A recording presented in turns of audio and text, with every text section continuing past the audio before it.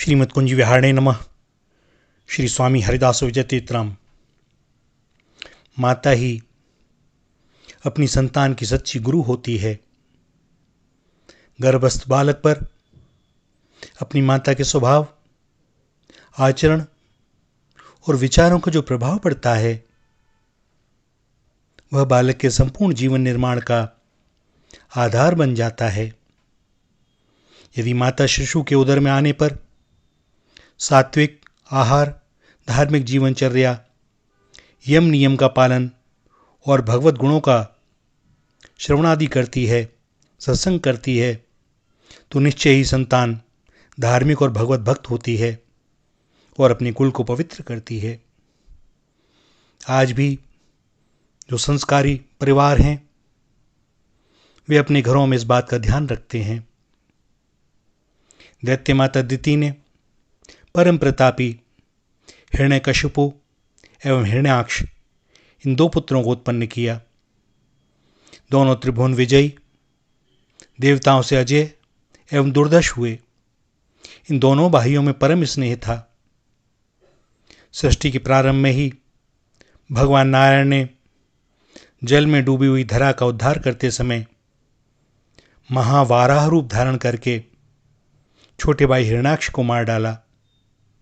हिरण्यकशिपु को बड़ा दुख हुआ, अत्यंत क्रोध आया। उसने अपने को अमर बनाने के लिए तपस्या करने का निश्चय किया। माता दिति भाई की पत्नी और भाई के पुत्रों को सदयुक्तियों से आश्वासन देकर राज्य का भार नमुची, शंबर, पुलोमा आदि मंत्रियों पर छोड़कर हिरण्यकशिपु मंदराचल पर्वत पर कठोर तपस्या करने चला गया। इधर इंद्र ने देखा कि दैत्यों की नगरी में इस समय हिरण्यकशिपु नहीं है, राजा नहीं है, यह उपयुक्त अवसर है। सो उन्होंने देवताओं के साथ आक्रमण कर दिया। देवताओं से पराजित दैत्य इधर उधर जहां शरण मिली वनों और पर्वतों में भाग गए। देवताओं ने दैत्यपुरी को लूट लिया, जला दिया। दैत्यराज हिरण्यकशिपु के प्रबल पराक्रम से इंद्र अत्यंत भयभीत थे। उन्हें भय था कि ऐसे पराक्रमी पिता के पुत्र भी कहीं वैसे ही ना हों, और यदि ऐसा हुआ तो देवताओं पर घोर विपत्ति आ जाएगी। सो इंद्र ने दैत्यराज के तीनों बालक पुत्र राध, अनुराध और संघात को मार डाला। हिरण्यकशिपु की पत्नी दैत्येश्वरी कयाधु इस समय गर्भवती थी। उनके सभी अनुचर समस्त दैत्य भाग गए। इंद्र ने बलपूर्वक कयाधु को अपने रथ में बैठाया और अमरावती की ओर ले चले। कयाधु अत्यंत करुण स्वर से विलाप कर रही थी और किसी से भी सहायता करने की प्रार्थना कर रही थी। कयाधु ने इंद्र को बहुत धिक्कारा, बड़ी भर्त्सना की, किंतु क्या लाभ। स्वार्थी दोषम न पश्यति। जो स्वार्थी होता है वह अच्छे भले का विचार नहीं करता। कयाधु ने कहा कि देवव्रत, मुझे तो छोड़ दो, मैं स्त्री हूं। किंतु इंद्र तो लिए ही जा रहे हैं। अचानक मार्ग में देवर्षि नारद दिखाई दिए। नारद ने जब वे देखा तो वे बोले, महेंद्र, तुम देवराज हो, तुम्हें शोभा नहीं देता कि तुम परस्त्री का हरण करो। यह पतिव्रता है, इसे शीघ्र छोड़ दो। और आगे बढ़कर उन्होंने देवराज को रोक लिया। वह बोले, इसके घर में दैत्येंद्र का अद्भुत तेज है, हमें इससे अत्यंत भय है।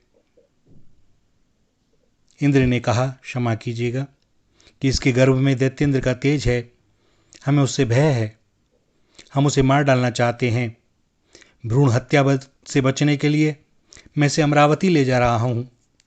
पुत्र उत्पन्न हो जाने पर मैं इसे छोड़ दूंगा, किंतु इसे कोई कष्ट नहीं होगा और ना ही कोई इसका अपमान करेगा।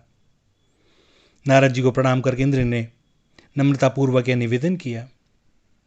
नारद बोले, तुम नहीं जानते कि इसका गर्भस्थ बालक चिरजीवी है, उसका वध तुम्हारी शक्ति के बाहर की बात है। उससे देवताओं को कोई भय नहीं, वह तो तुम्हारे कल्याण का कारण बनेगा, क्योंकि वह भगवान का परम भक्त है। इस देवी कयाधु के गर्भ में। इंद्र आश्चर्यचकित हुए, भगवान का परम भक्त इनके गर्भ में। किंतु जब नारद जी कह रहे हैं तो उनके वचन को मारकर इंद्र ने कयाधु की परिक्रमा की, प्रणाम किया, रथ से उतार दिया और चले गए।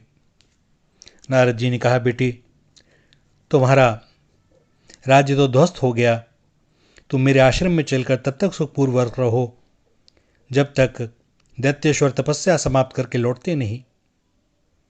उस समय तक देवर्षि को प्रजापति दक्ष ने श्राप नहीं दिया था और वे अविश्रांत परिवाजरक नहीं बने थे। आश्रम बनाकर भगवान का भजन करते हुए निवास करते थे। कयाधु ने देवर्षि की आज्ञा स्वीकार कर ली और उनके साथ साथ आश्रम पहुंची।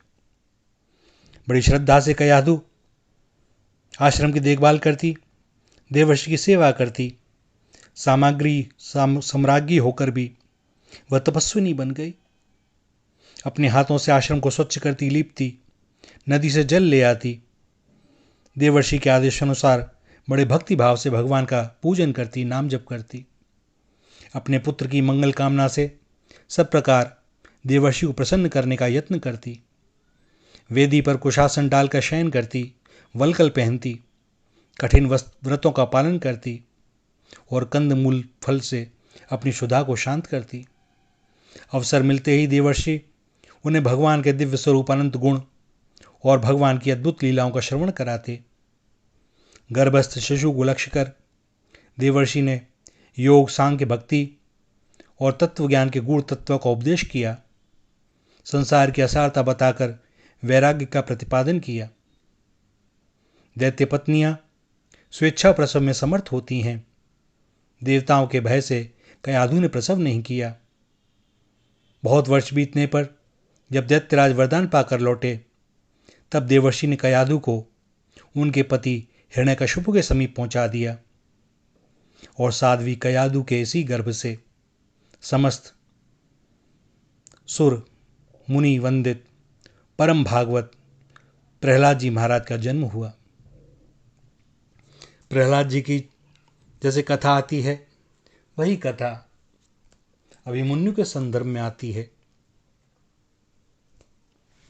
भैया, जब संतान गर्भ में हो तो माँ को सात्विक आहार विहार करना चाहिए, भगवत लीलाओं का श्रवण करना चाहिए और भगवान का भजन करना चाहिए।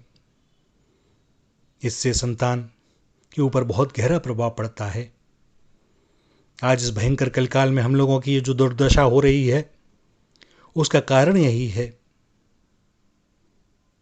कि गर्भधारण के बाद में हमारे ऊपर आजकल जो चल रहा है, इसी का असर पड़ता है। और यही कारण है कि संतान बहुत छोटी अवस्था से ही उसके विचार, उसके क्रियाकलाप आप देखें, ऐसा लगता है कि हमसे भी आगे। मोबाइल पर सबकी उंगलियां से चलती हैं, चाहे वह 1.5-2 वर्ष का बालक ही क्यों ना हो। तो यह सब हमारे ही कारण है। हमें यदि अपनी आगे की पीढ़ी को सुसंस्कृत, सनातनी और वास्तव में मानव बनाना है, तो हम ध्यान रखें, कर्तव्य हमें ही करने हैं। हमें ही अपने आचरण के द्वारा आगे की पीढ़ी का मार्गदर्शन करना है। यह सब हमारी ही जिम्मेवारी है। श्री राधा, श्री राधा, श्री राधा।